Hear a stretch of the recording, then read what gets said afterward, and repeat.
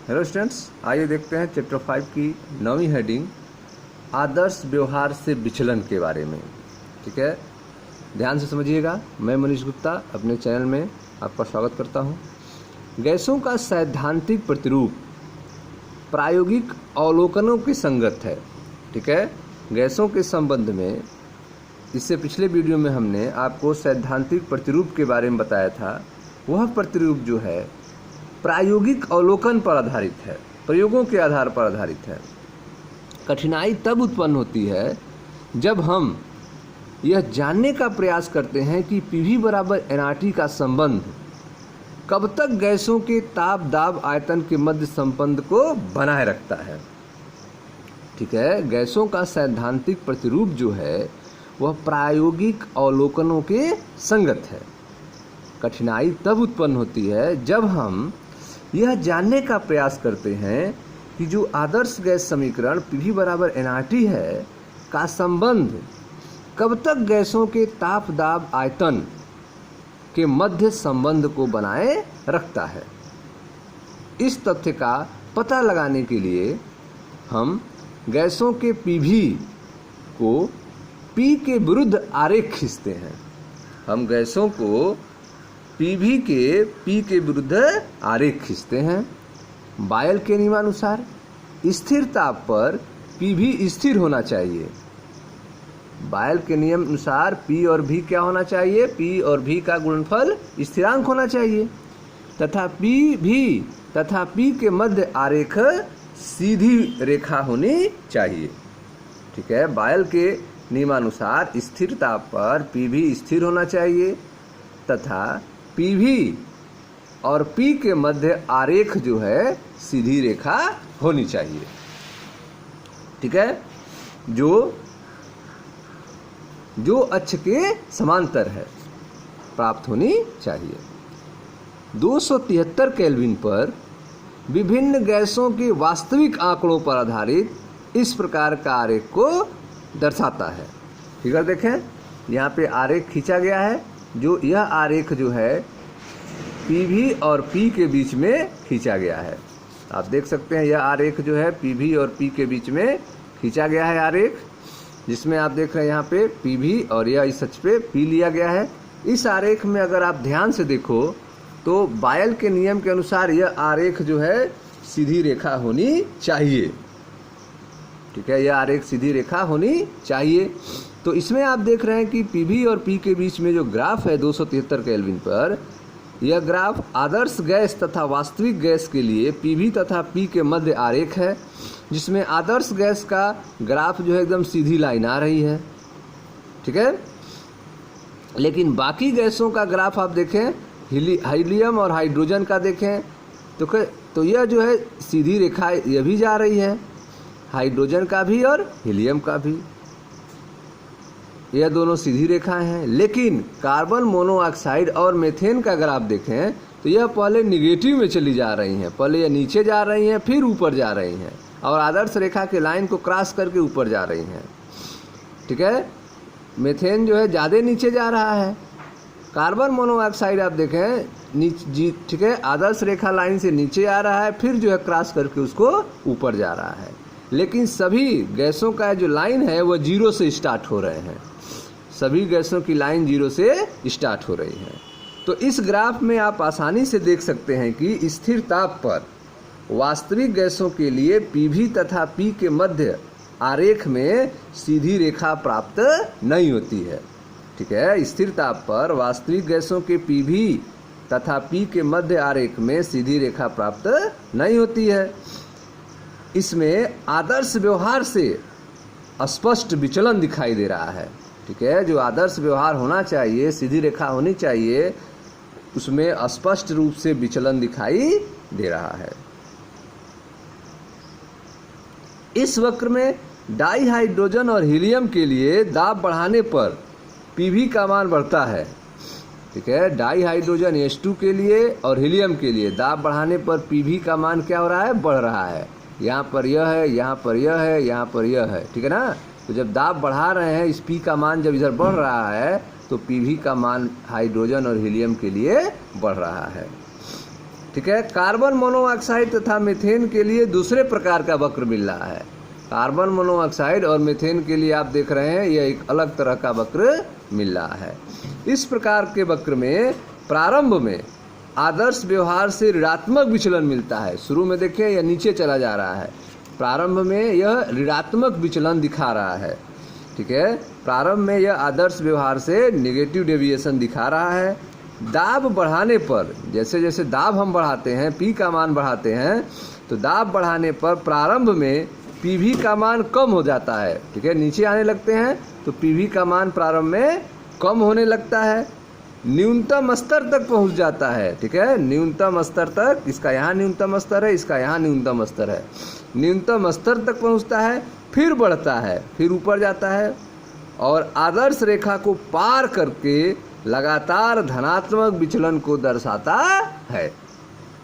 ठीक है, अतः यह प्रेक्षित होता है कि वास्तविक गैसें जो हैं वे बायल नियम, चार्ल्स नियम तथा अवोगाद्रो नियम का पूर्णतः पालन सभी स्थितियों में नहीं करती हैं।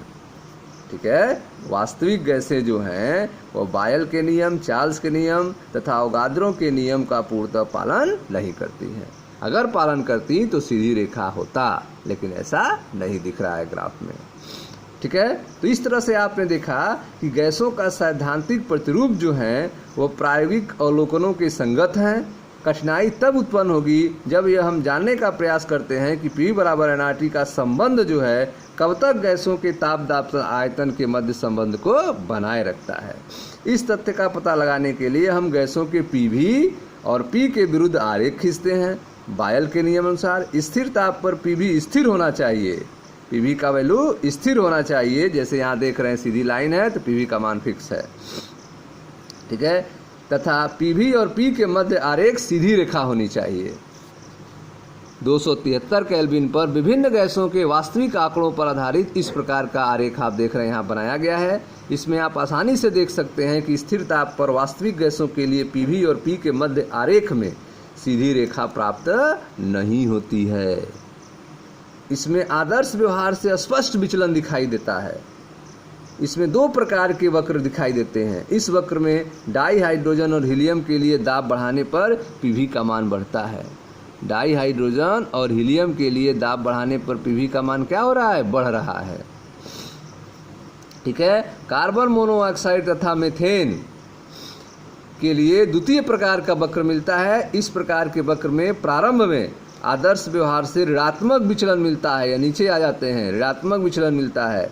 दाब बढ़ाने पर प्रारंभ में PV का मान कम हो जाता है, फिर न्यूनतम स्तर तक पहुंच जाता है, फिर बढ़ता है और आदर्श गैस, ठीक है, फिर बढ़ने लगता है और आदर्श रेखा को पार करके धनात्मक विचलन दिखाता है।